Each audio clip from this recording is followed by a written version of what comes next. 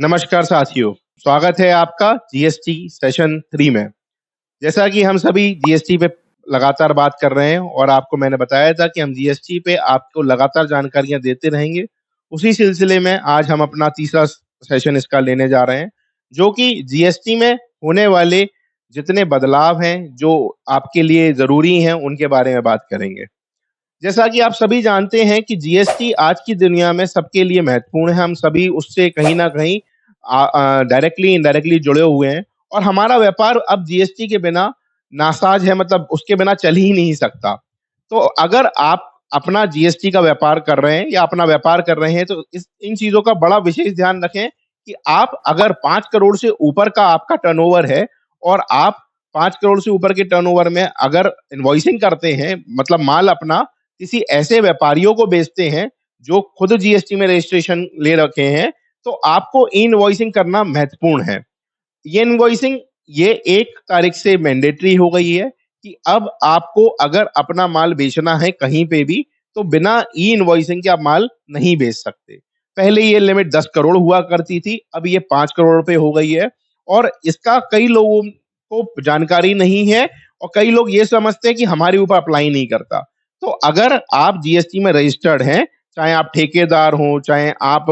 विक्रेता हों, चाहे अपन होलसेलर हों, कोई भी हों आप लोग, तो आपको 5 करोड़ के ऊपर में सारे इनवॉइसेस जो जनरेट करने हैं, वो ई-इनवॉइस जनरेट करने हैं। इसमें एक और मिथ ये आता है, जो हमारी कस्टमर को सेल होती है, बी टू सेल जिसे हम कहते हैं, डायरेक्ट कस्टमर को जो माल बेचते हैं, उसमें भी क्या हमें ई-इनवॉइसिंग करनी पड़ेगी? नहीं, उसमें आपको ई-इनवॉइसिंग करने की अनिवार्यता नहीं है। जो आप बी टू बी बिलिंग करते हैं, उसमें आपको जीएसटी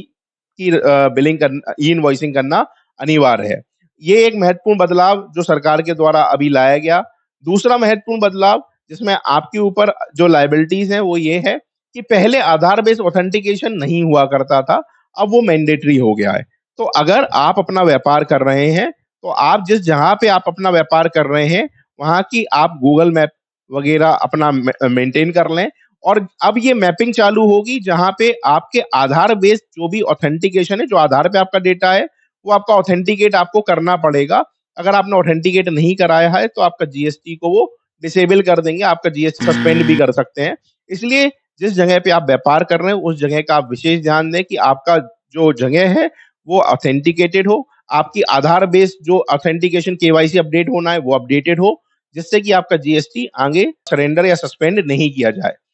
तीसरा चीज़ ये है कि अगर आप व्यापार कर रहे हैं और आपके व्यापार की प्लेस पे आपका व्यापार नहीं पाया जाता है, तो आपके अगेंस्ट कार्रवाई की जा सकती है। कार्रवाई किस तरीके की हो सकती है? आपका रजिस्ट्रेशन कैंसल करने के अलावा जो आपने माल बेचा है, उसको वो ये मान लेंगे कि बोगस माल बेचा है आपने और आपकी फेक फर्म चल रही थी, जिसमें आपने जो जीएसटी दूसरे व्यापारियों को पास ऑन किया है, जो जीएसटी के बिल दिए हैं, वो फेक मान लिए जाएँगे और उनकी जीएसटी आपको रिवर्स करवानी पड़ेगी, आपके ऊपर उसकी पेनल्टी के दायित्व भी आ जाते हैं। तो ऐसा अगर आपका है, तो आप अपने व्यापारिक प्रतिष्ठान को देख लें कि आपका व्यापारिक प्रतिष्ठान सही जगह पे, सही तरीके से रजिस्टर्ड है, उसका आपके पास पूरा एड्रेस प्रूफ है और जो आपका व्यापारिक प्रतिष्ठान रजिस्टर्ड है, उस व्यापारिक प्रतिष्ठान पे आपका व्यापार एक्चुअल में चल रहा हो और वहाँ पे जब वो विज़िट करें, तो वहाँ पे व्यापार पाया जाए, अन्यथा की स्थिति में आपको ये सारे दायित्व देने पड़ेंगे, जिसमें आपका अगर टैक्स चोरी 2 करोड़ से ऊपर पाई जाती है,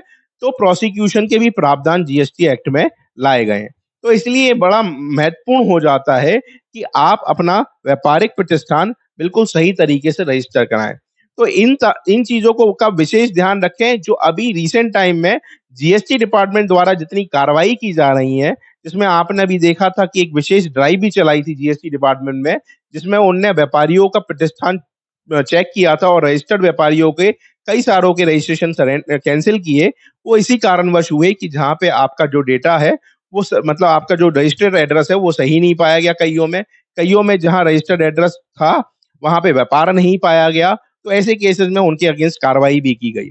एक और महत्वपूर्ण बात जो आपको ध्यान रखनी है कि अगर आप अपना जीएसटी का कारोबार कर रहे हैं, तो आपको अपने स्टॉक का अभिलेख उस जगह पे जहाँ पे आप व्यापार कर रहे हो, वहाँ पे आपको मेंटेन करना बहुत अनिवार्य है।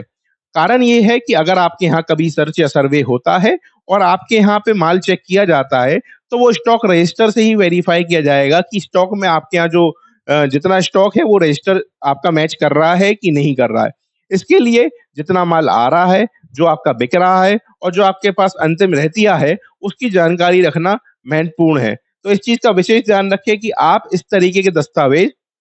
जो आपके माल को प्रूव करते हो कि हाँ, ये माल जो आपके पास है, उसके आपकी खरीद प्रॉपर हुई है, बिक्री प्रॉपर हुई है, वो जीएसटी के हिसाब से सारे दस्तावेज़ मेंटेन है, वो आपको प्रूव करना पड़ेगा। ये ज़िम्मेदारी उस प्रतिष्ठान वाले की होगी, ना कि अधिकारी की, कि ये प्रूव करें कि जो माल है, वो हमारा जीएसटी में टैक्स पेड माल है। तो इन सब चीज़ों का विशेष ध्यान रखें और अपने रजिस्ट्रेशन को प्रॉपर चेक कर लें, अगर आपने नहीं किया है। और एक और महत्वपूर्ण बात जो गलतियाँ और पाई गई हैं, जिसमें आप अपना मोबाइल नंबर और ईमेल आईडी अपडेट नहीं कर रखा है,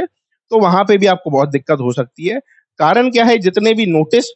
जीएसटी में सर्व किए जाते हैं, वो ईमेल के द्वारा किए जाते हैं, जिसका आपके मोबाइल पे भी मैसेज आता है कि आपके अगेंस्ट एक कोई नोटिस जारी किया गया है, कोई आदेश पारित किया गया है। तो इसके लिए बहुत महत्वपूर्ण ये है कि आप अपना मोबाइल नंबर और ईमेल आईडी वही अपडेट करा के रखें, जो आपका एक्चुअल चल रहा हो और वो आप उसको बार-बार देखते हो। और कोई भी जीएसटी से आपके पास नोटिस या कम्युनिकेशन आता है, तो उसको सीरियसली देखें और उसको देखें कि अगर कोई नोटिस है तो उसका जवाब हाल के हाल दिया जाए। हो सकता है आपकी गलती नहीं भी है, लेकिन नोटिस ना देखने की वजह से आपके ऊपर कोई लायबिलिटी या दायित्व आ जाए। तो इस चीज़ का विशेष ध्यान रखें, मोबाइल नंबर और ईमेल आईडी अपना ही बना के रखें। आगे भी हम जीएसटी के बारे में अब हम टेक्निकल पॉइंट्स पे जाएँगे अगले सेशन में, तो आगे आप अपना इस सेशन को ज़रूर देखें, जो हो सकता है आपके लिए बहुत महत्वपूर्ण हो। बहुत-बहुत धन्यवाद।